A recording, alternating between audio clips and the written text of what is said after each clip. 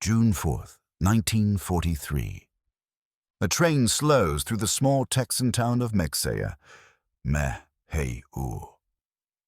Through the carriage windows, captured men of the Afrika Korps stare into a sea of light. Porch lamps, street signs, neon cafes. In Germany, the nights are blacked out. Here, every farmhouse burns bright at 10 o'clock. One prisoner whispers, "They told us America was weak." He presses his face to the glass. They lied. A month earlier, North Africa fell. 250,000 Axis troops surrendered. Veterans of Tobruk, Benghazi, and El Alamein. They had fought the British for 3 years. Now they were prisoners of the United States. They expected hunger. They expected humiliation. Instead, they met something far more dangerous to ideology: kindness and abundance. At the port of Oran in Algeria, the prisoners waited for ships. They saw Liberty vessels packed along the quay, welded, not riveted, hull plates bright with new paint. A rumor moved down the wire. "America can build one in a week." Another voice answered, "Number, 3 ships a day." Most men laughed, but when they boarded, the decks smelled of fresh steel. It did not feel like a joke. The Atlantic crossing took 2 weeks. The mess decks were loud with clatter. Tin trays and metal cups. Boots on the gratings. They were served white bread, real coffee, and meat twice a day. For many, it was the first time they had eaten until full since 1939. They noticed a different kind of waste. Milk poured out because it had sat too long. Half sandwiches swept into a bin. Not mockery, not cruelty. The logic of a supply chain that did not fear running out. One night, a prisoner stepped onto the weather deck. A sailor lit 2 cigarettes and offered one without a word. They stood with the wind in their faces. "We keep building," said the sailor. "We keep shipping. That is how this ends." The prisoner did not answer. He could not. The first shock came at Norfolk, Virginia. Cranes swung without pause. Piers reached along the water like fingers. Destroyers lay 3 abreast in the harbor. Locomotives pushed strings of freight cars with no time wasted on the platform. Beyond the fence, a parking lot was full before dawn. Workers drove to their shift in private cars. Hundreds of them. In Germany, a car was a badge for party men. Here, it was a tool to reach the clock in time. They marched to the station. The guard detail kept a polite distance. A corporal pointed the way and said, "Please." It was a small word with heavy weight. The train was not a line of boxcars. It was a string of Pullman coaches. Seats that folded into beds, fans overhead. A dining car with white tablecloths and polished cutlery. When the air conditioning faltered, a sergeant apologized for the heat. A man in uniform apologizing to his enemies for discomfort.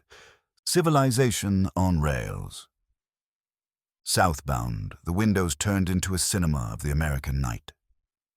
Roanoke, Danville, Greensboro, every town alive with electricity. Factory windows glowed in long rows. Water towers wore halos. Electric pumps started with a hum and did not stop. Fans turned in empty rooms. To German eyes, it was waste. To Americans, it was margin. By day, the land stretched to the horizon. Fields squared with surveyor care. Lines of telephone poles marching away. A single combine moved through wheat like a ship through a golden sea. One machine, 100 men. Grain elevators rose above the sidings. At the stockyards, cattle pressed together in waves. A worker bought 20 hamburgers and passed them through the window to the guards. The guards shared them without being asked. Meat and vegetables and cheese between halves of white bread. A meal and an argument. Not delivered with words, but with calories. Some tried to explain what they saw. Perhaps this is only the coast. Perhaps it is a show for prisoners. But the miles kept coming, and the lights kept coming, and the machines kept moving. Texas arrived in dust and light. Camp Hearn stood on flat land under a wide sky. The barracks were new. Wooden buildings aligned like regiments. Wires ran to every hut. Hot showers, steam radiators, electric bulbs that woke with a click. A guard tapped the glass and said, "If you break it, we replace it. We have enough." The hospital surprised them most. X-ray machines, sterile rooms with tiled walls, cabinets labeled in English. Penicillin, a miracle word they had known only as rumor. Here it was, routine. A surgeon among them wrote later. They treated us with the same care they gave their own. We were enemies, but we were also patients. It was hard to hate a system that healed you. They learned the rules of work details, fields, sawmills, cotton gins, canneries, no war production, but everything that fed it. Trucks lifted them at dawn and set them down at dusk. The farmers watched with a careful eye. Then they watched the tractors with the same eye. The tractors did not tire. The tractors ate fuel and made food. In a beet field, an engineer measured row spacing with his boot. He did sums in his head and frowned at the sky. He saw yield as an equation of sun and soil and steel. The answer came in English. At noon, the farmers sat with them under the trees. Tin lunch pails opened with a scrape, thick sandwiches, sliced apples, coffee poured into enamel mugs. They talked about rain and machinery and sons in uniform. Not fate, not purity, repairs, deliveries, clocks. Sundays were quiet. Some wrote letters. Some drew maps from memory. Some listened to the radio. Baseball scores. Weather.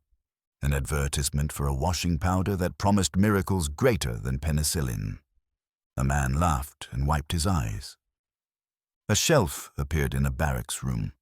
A Bible, a dictionary, American magazines with photographs of refrigerators. A cold box in the home, as ordinary as a window. If everyone has a thing, it is not luxury, it is infrastructure. Autumn drew lines across the fields. Trains moved grain toward the elevators. At a depot, a boy in overalls drove a tractor worth more than everything a prisoner's father had earned in a lifetime. "It is not even the good one," he said. "The new model is coming next spring." The prisoner looked down at his hands. Camp newspapers appeared, edited by prisoners, printed in German, under American eyes, but not under American words. Pieces shifted from slogans to questions, from questions to plans. What would it take to double output in our village? What is the difference between dignity and pride? Is mercy a strategy? Christmas came cold and bright. Churches sent packages, cigarettes, soap, chocolate, cards written in careful German. A choir sang carols in 2 languages. A few men cried without hiding it. "This is either the greatest propaganda in the world," said one, "or the easiest truth." What they did not see, others told them. The machines behind the machines, aluminum plants that drank rivers of electricity and turned ore into wings. Synthetic rubber plants that conjured tires from oil. Factories that ran 3 shifts and did not sleep. Women on cranes. Teenagers at drill presses. Men too old for war, still strong enough for work.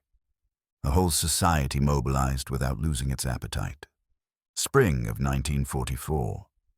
Buses carried men to canneries and mills. Conveyors moved tomatoes toward shining blades.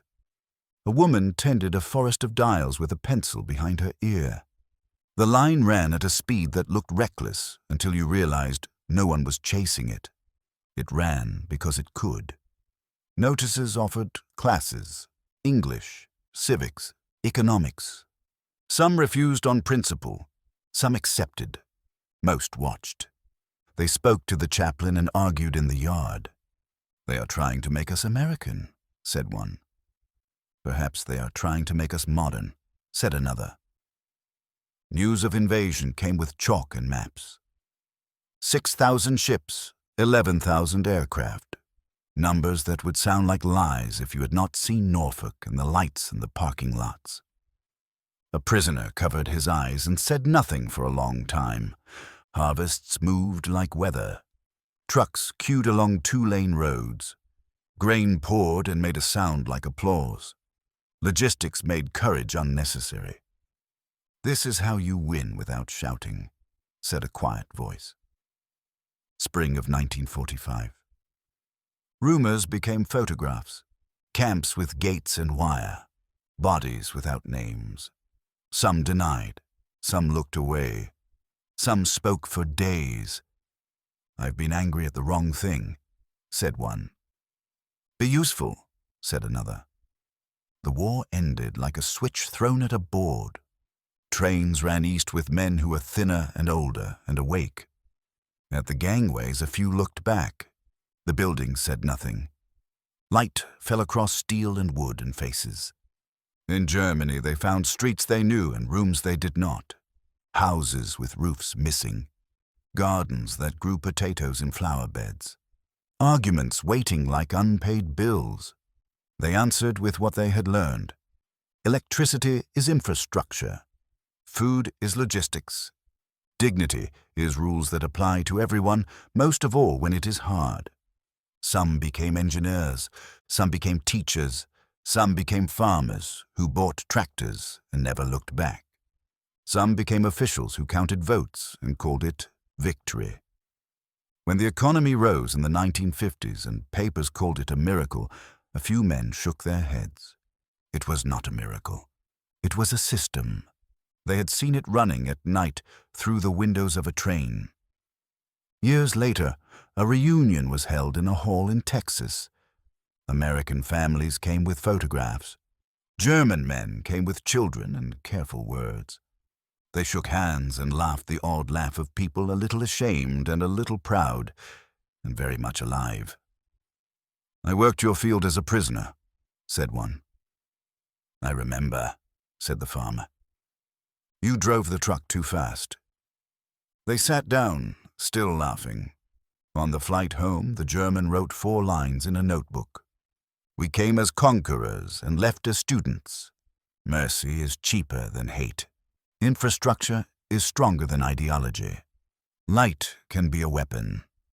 And somewhere on a Texas plain, long after the rails cooled and the barracks became shadows, a farmhouse window burned at 10 o'clock and no one thought to turn it off.